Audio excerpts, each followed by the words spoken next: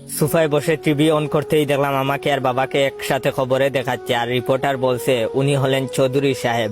উনার টাকার পাহাড় থাকলেও উনার সন্তান আজ অবহেলিত। উনার সন্তান ঢাকা শহরের বিভিন্ন ডাস্টবিনে খাবারের সন্ধানে ঘুরে বেড়ায়।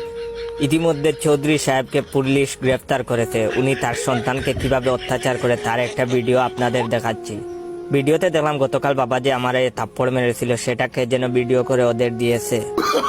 তার একটু পরে শ্রাবণী আর শ্রাবণীর বাইকে খবরে দেখাচ্ছে। শ্রাবণী কান্না করছে আর শ্রাবণীর ভাই সাংবাদিকদের বলছে ওই ছেলের সাথে আমার বোনের বিয়ের হওয়ার কথা ছিল, কিন্তু যে ছেলে নিজের ঘরে এত অবহেলিত সে কি করে আমার বোনের দেখাশোনা করবে। এই ছেলের কাছে আমি আমার বোনকে বিয়ে দিব না। খবরের মাঝখানে এইবার অনন্ত জলিলকেও দেখা যাচ্ছে। অনন্ত জলিল বলছে আমি ছেলেটার ভিডিও দেখেছি, খুব কষ্টদায়ক ভিডিও। খাবারের সন্ধানে ছেলেটা পাগলের মতো ডাস্টবিনে খাবার খুঁজছিল।